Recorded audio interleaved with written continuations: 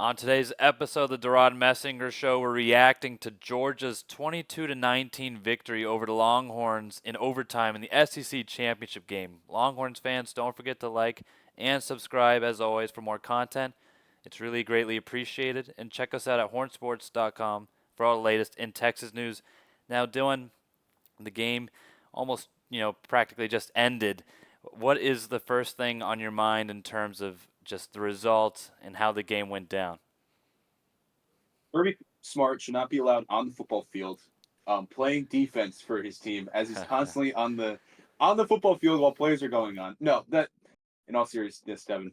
Um, I don't. That was just a tough way to lose for Texas. I feel like again, it was like a different way to lose in a self inflicted manner as it was in October, where it felt like Texas couldn't get any rhythm to start the game, and it was a tale of two different halves where I just felt like Texas was able to throw the football and just kind of got away from it or didn't fully lean on it at times where I felt like it was most important.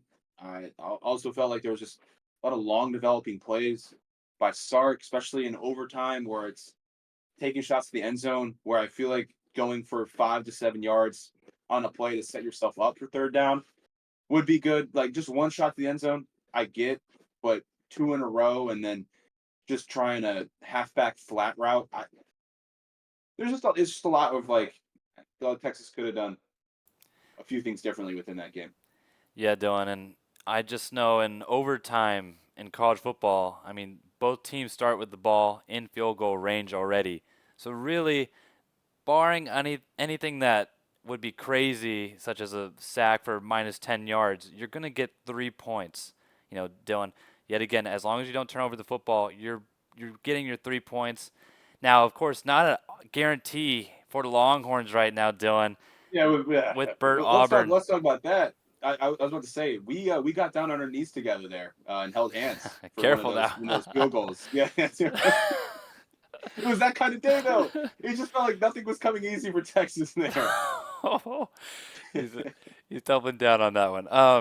Yeah, I mean, Bert, it's been a tough year for Bert Auburn. 2023 Bert Auburn was not, I would say, redemption story, Dylan, because I wouldn't say he came from nothing or just bounced back. It just was amazing of a year. And then 2024 Bert Auburn has been. I know you made the comparison, Dylan. It's been a Justin Tucker esque year for Burt, and it's just struggled. So 3 points is not guaranteed in overtime. However, as I was saying before, Dylan, you're almost guaranteed it, all things being equal, in overtime on a possession, 3 points. So as you were saying, not going for the 5 to 7 yard plays, and sometimes just trying to get too fancy with it. I'm not anti taking a shot deep because that's what you want to do, but at the end of the day, you need yards to set yourself up for the next play, to give you some diversity of options in terms of what you can call. And we didn't see that in the overtime period. And it was just tough. And like Dylan was saying, and Dylan, I'll throw it back to you here in a second. It's been a weird year for Sark because going into the year, you think Ewers is going to be the guy that gets to shoulder all of the weight of the team and lead them. And he's had a good head on his shoulders, Dylan, in terms of the leadership aspects. And while there's been some inconsistencies, he really hasn't cost the team any games, and he has put them in positions to win. But with that being said, he hasn't really had a game where Ewers has been the guy. There's been games where it's either a mix of both the running and the passing, or it's been the running game. This I feel like might have been the first week, Dylan, if I'm not wrong. Maybe Michigan, but I think it's this game where it's the first one where this is a Ewers game if you're Sark, and like you're saying, you just got to lean on it. You're going to throw the ball 60 times, insert a crazy number, but that's just how it's going to go because the running game is not working. So, Dylan, do you think there maybe was something you would have adjusted? I mean, looking back, hindsight 2020, in terms of just the running game and maybe the variety of play calls. Yeah, I think Sark believes in his offensive line as he should. Texas' offensive line has been borderline dominant for most of the season, other than the times that they played Georgia, seemingly enough. So again, the Bulldogs have not been a good matchup that we've seen for this team, which is obviously frustrating because that's a litmus test for what's to come later down in the college football playoffs. If Texas gets to that point, that's what they're going to be facing defensive line wise. But I think the biggest thing is Georgia was able to do a lot of work up front. I think it was balanced in the sense of who was winning the trenches, but obviously the defensive line for Georgia seemingly had the advantage. And those long developing plays when it comes to running the football, the pass that we saw Ewers almost fumble it on because he had to look three different ways towards the end of the game there. And I think Texas had to then go settle for a field goal. So those type of plays, that's what I would have adjusted. I mean, for me personally, I would have thrown the ball more. I know he threw the ball 46 times, but more so in the sense of you're setting up the longer pass with shorter passes, right? Or more screens. I just didn't feel like Wisner in the run game were, like you said, was a strong suit for Texas in this game.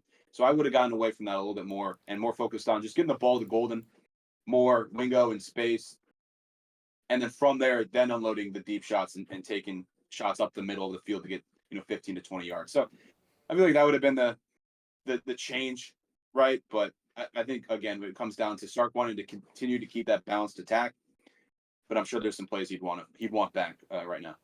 Yeah, and Dylan, I mean, we've seen a lot of running back screen passes or swing passes in recent weeks or this year in general, and did not see too much of that against Georgia. However, I mean, I know we're kind of knocking the play calling, but this is more of a look at the second half specifically because I think in the first half, the Longhorns, in terms of the coaching, Dylan, they did everything that they could have done. Literally. I mean, they set the table for the kiddos, Dylan. The kiddos Just didn't convert though. Yeah, they the just were kiddos not made a converting. scene at the cafeteria table, Dylan. It was a Yeah. food fight when really you had all the beauty, Dylan, of a potential family gathering, and just you had apples on the wall, you had eggs all over the carpet. I mean, it was not a good look because But it was like a food fight, Devin, to your point of like you're throwing food around, but you're missing the people you're throwing it at, is what it felt like with Texas. you know exactly. I mean, what the first half, Dylan, 6-3, right? Entering Yeah. entering the Or team 6 tunnels, 6-3, and I mean, just shooting themselves in the foot repeatedly. And yet again, I know we were talking a little bit about the coaching a second ago, but the first half, penalties and just silly errors, Dylan. I mean, it really came down to Texas shooting themselves in the foot. And at the end of the day, I wanted to say this earlier. I mean, if you're going to be a great team, Dylan, if you're going to win a championship, these are games you win. At some point, the better team is going to win. And right now, Texas is just not showing that they're capable of that, Dylan. Now, I know they have it in their arsenal of tricks, maybe down the road, maybe if they rematch for a third time. But right now, Texas is just not the tougher team, Dylan. Overtime period. I'm not knocking on Trey Moore here. I know I'm using the word knock a lot, but overtime was a third down. Tight end gets a pass for Georgia and looks like potentially going to be met 2 or 3 yards behind the line to gain, and instead plows forward through a couple of Longhorns. And really, that small play in the whole scheme of things seals the game. I know that's blowing it up a little bit, but Yeah. it's the little plays that matter. And if you're going to want to win a championship, that's really the sort of thing you're going to have to be doing on a consistent level is making those small plays. I know Barron had the interception, Dylan, and it looked like Gilbo. You were saying it looked like possibly celebrating, just not blocking the guy that he could have been blocking. Now, looking back, there's a lot going on in the head of anybody during a play. But just the little things that add up and the two forced fumbles that don't get recovered. Now, to be fair, one just bounced right back into the Georgia offensive player's hands. But at the end of the day, you need to catch those, breaks. And in part to do so, you got to put yourself in the position to catch those breaks. It just felt like Texas was beating themselves up. And at the end of the day, Dylan, if you play the silly games, expect the silly results. The fact that it went to overtime, I think, was a feat in and of itself. But Dylan, I'll let you take the floor. Yeah, the ball did not bounce Texas's way a lot of those times. I think it was Evans where the ball it got knocked out, right? Pretty easy knockout. He was not holding it well, and the ball just bounces right back up into him, right? And those are things you just like can't control. Then you've got a phantom late hit on Hill. Or I know it was in like the first quarter or so, but it No, just that compounds just from there yeah. in terms of the flags that kept going on from there. So a lot of things didn't go Texas's way. A lot of holding, right? And I know Kelvin Banks was not playing, so that had something to do with it. But they did have moments in that first half where they could have converted those field goals into touchdowns, and it just didn't happen. And here we are talking about how Texas is now going to miss out on that bye, and have to play some game at home more than likely. Well, and Dylan, no game is a give me, and it's the playoff. They're the best teams in the nation, regardless of how you feel you stack up against them, regardless of your ranking. At the end of the day, rankings are stripped, and the better team is going to advance. I mean, it's the scoreboard that talks.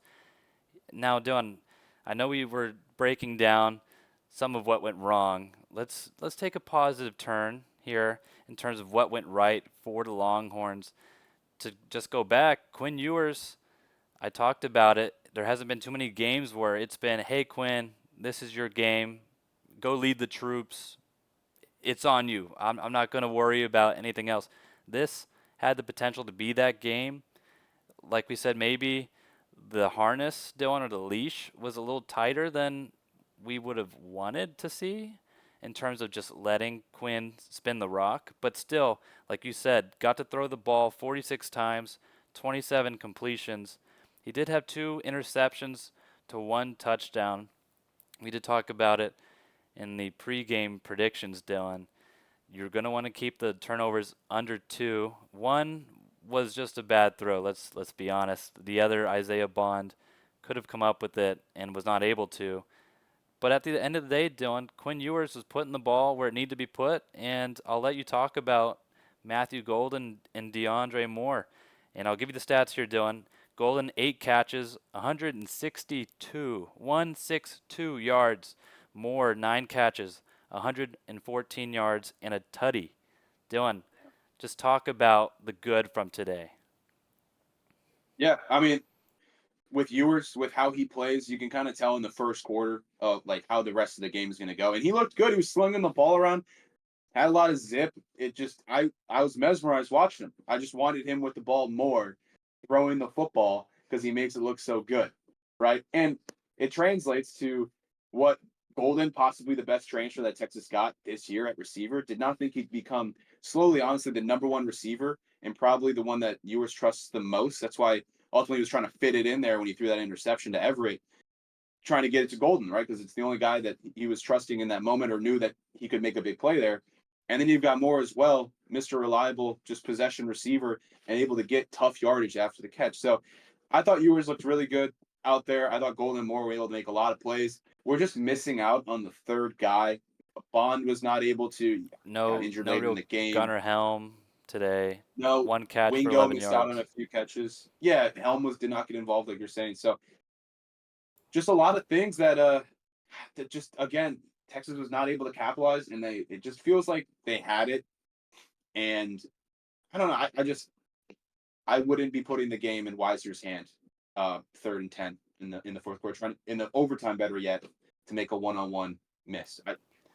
Well, a one-on-one It's miss, just kind of a but situation like Dylan, that. like you said, 10 yards to gain, and the play was at the line of scrimmage. I mean, Wisner, yet again, we've given him his flowers this year, has been a great running back, but we've also said that he's not the guy that's going to necessarily make a man miss. He might break a tackle, but He's gonna go through you. open field, oh, he's for sure going through somebody. But open field, not necessarily his area of expertise, and that's nothing against him. That's just more so a critique yet again of maybe the play call because that was the option that was set up after a Georgia timeout also. So there was time to think about what was being called there.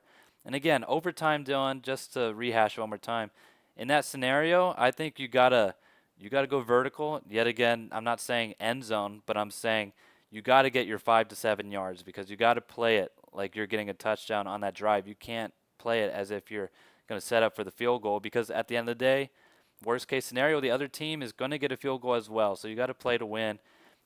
And not that Sark isn't doing that, but at the end of the day, the team doing, like we were saying in the first half, the team just did not do enough. And I think that's the disappointing part because you see games like this, and if you're a Longhorn fan, you know this team can win a game like this against Georgia.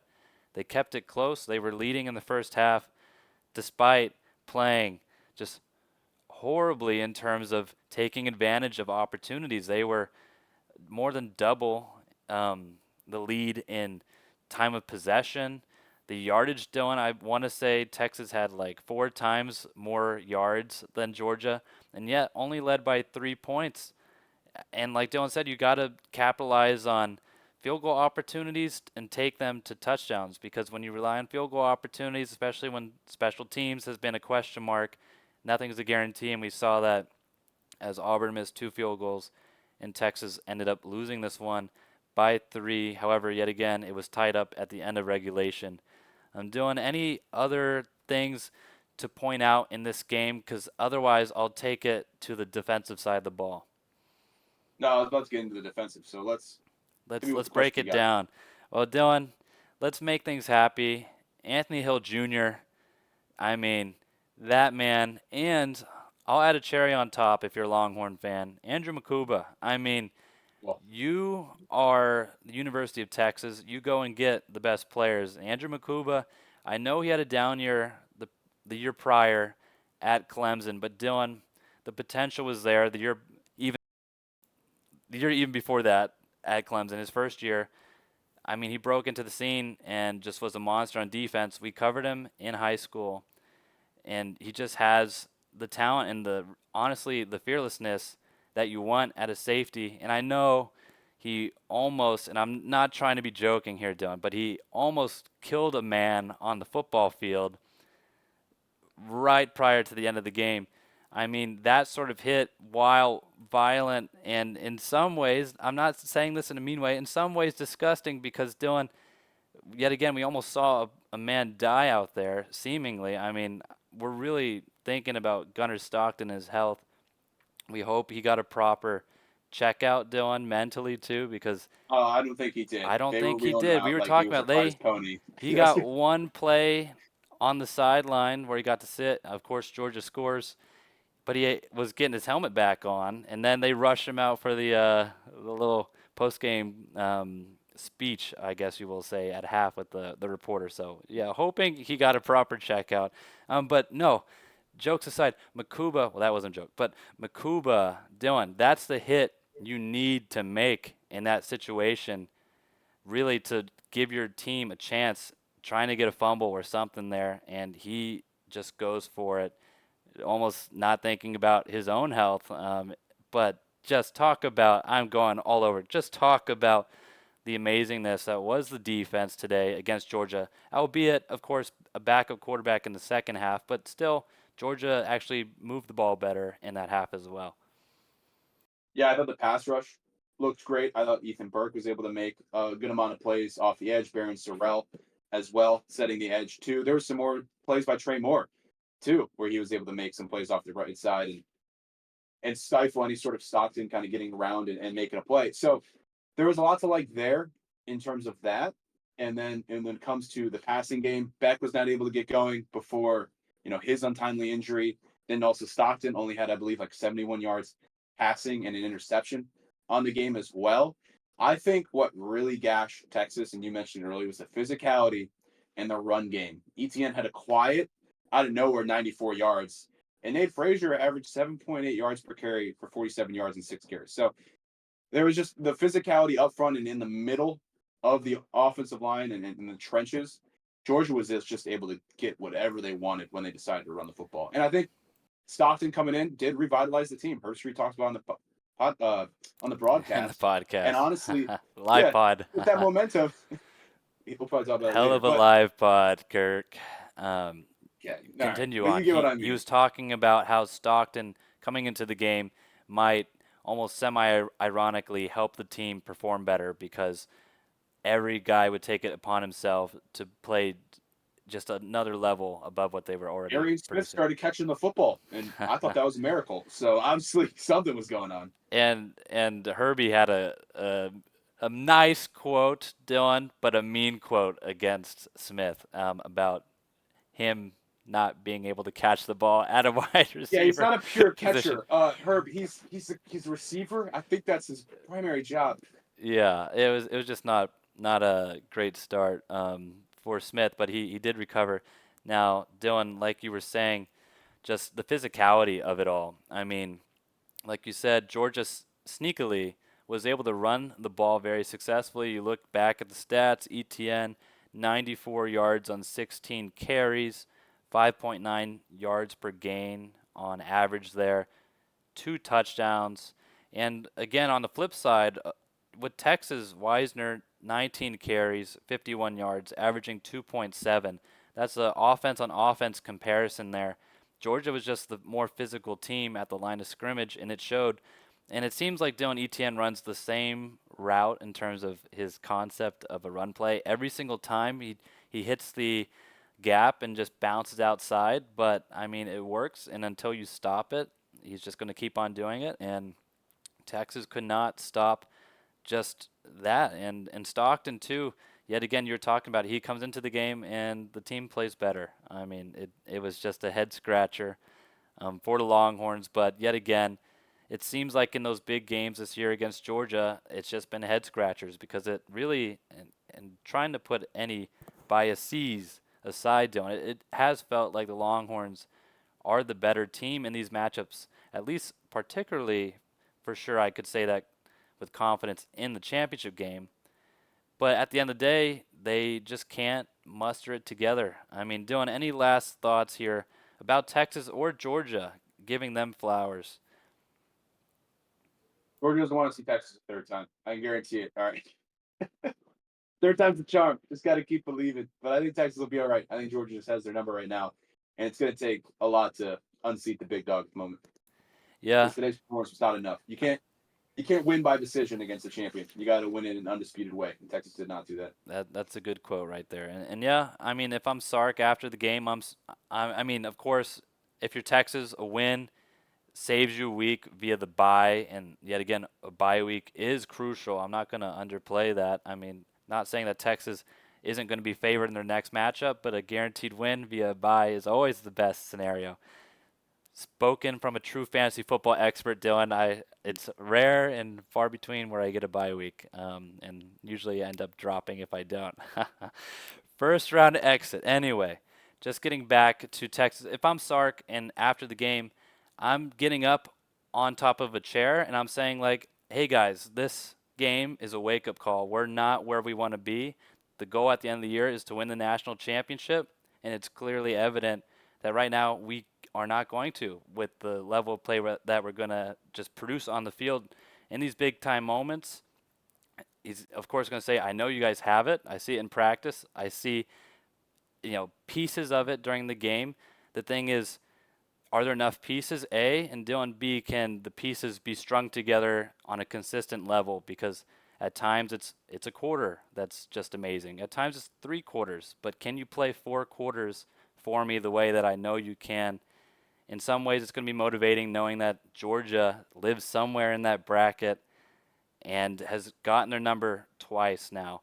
Now, can Texas get far enough to meet the Bulldogs? I don't know, but they at least know that they have some work to do and they're not just going to sit on their laurels.